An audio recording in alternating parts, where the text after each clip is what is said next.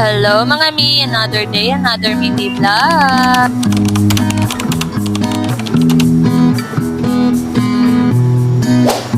Hello mga mi, kumusta kayo? Bali, ito ngayong kaganapan namin nung Sunday mga mi. Mag-iisang buwan na nga itong parcel na to sa akin mga mi at nung Sunday ko nga lang nabuksan. Bali, ito nga mga mi, umorder nga lang ako ng dish rack namin. Halos isang taon na nga itong nasa cart ko, ngunit ngayon ko nga lang din na-check out. Nakakatawa nga lang din mga mi dahil mura ko nga lang din to nabili dahil grabe mag-sale si seller. Bali, yan nga mga mi, isa-isa ko nga yan chinecheck baka nga kasi may dami. Syempre mga mari, hindi rin basta-basta yung pinangbibili natin dito kaya kailangan talaga i-check din natin ng maigi. Nung na-check ko na nga isa-isa mga may ito nga't inutusan nga ako ng asawa ko na i-assemble ko na daw. Nung ina-assemble ko na nga mga may pamali-mali pa nga yung ginagawa. Kaya nga ayan tinuturuan niya nga ako dyan at hindi ko talaga makuha-kuha. Kaya nga sabi ko sa kanya ayoko na nga magpakabida-bida at ikaw na nga lang ang mag-assemble. Madali lang naman siyang buuhin mga mare kahit nga hindi ka na nga tumingin sa manual ay mabubuo mo. Bali yan nga unti-unti na nga't nabubuo niya na nga yung ating dish rack.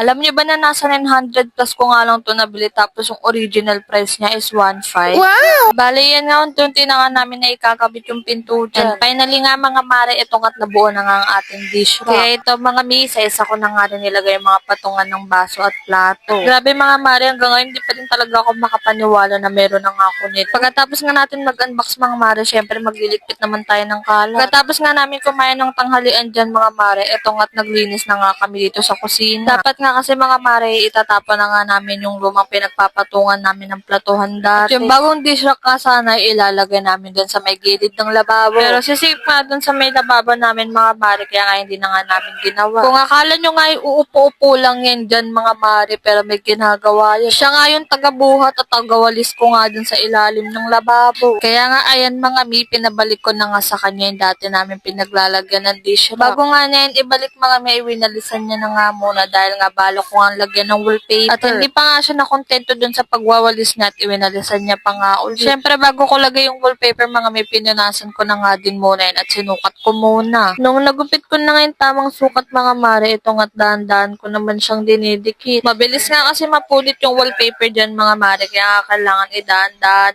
Hindi nga ako nakontento na yung ibabaw nga lang nilalagyan namin dyan mga mare, kaya nga pati yung ilalim ay nilagyan ko na din ng wallpaper. Kaya nga ayan mga mare, kahit mahirap for the go. Mas maayos na nga siyang tignan ngayon mga mare kaysa nga kanina. Kaya nga ayan mga mare, pinakuha ko na nga rin isa-isa yung mga ilalagay dito. Nung nailagay na nga namin yung dish rack dyan mga mare, pinalinis ko na nga rin sa asawa ko yung ilalim ng lababo. Natansya ko pa nga siya dyan mga mare dahil nga ayoko nga lumagpas siya dun sa may kurtina. Yung dati nga namin platuhan mga mare ay malaki kaya nga nakaumbok yun sa kurtina. At yung patungan nga namin ng kaldero mga mare ay nilipat ko nga dito. May pahimas-himas pa nga yung asawa ko dyan mga mare dahil nga pagod na raw ako. Kaya nga ayan sabi niya siya na nga raw maghuhugas na nalagyan namin ng sapato. Ganyan nga kami mag-asawa mga mare, tuwing may gusto nga kaming gawin ay nagtutulungan talaga kami. Syempre mga mare, sino pa bang magtutulungan dito sa bahay? Eh di kami lang din naman, diba? Kaya sobrang na-appreciate ko talaga itong tao na to mga mare kahit hindi niya nga halata. Balik na nga tayo dito sa aking ginagawa mga mare. Pagkatapos ko nga magwalis din mga mare, ito at iniisip ko nga kung paano ko nga sila aayusin. Kaya yan mga mare, yung mga sira at yung mga hindi na nga namin ginagamit ay pinagtatapon ko na. Mahaba nga itong vlog natin ngayon mga mare dahil nga 2 araw tayo walang upload. At ito na nga yung resulta ng ating ginawa mga mare. O diba, lumuwag na nga siya tapos gumanda pa. Mahaba na nga yung vlog natin mga mare kaya hanggang dito na lang. See you in my next vlog.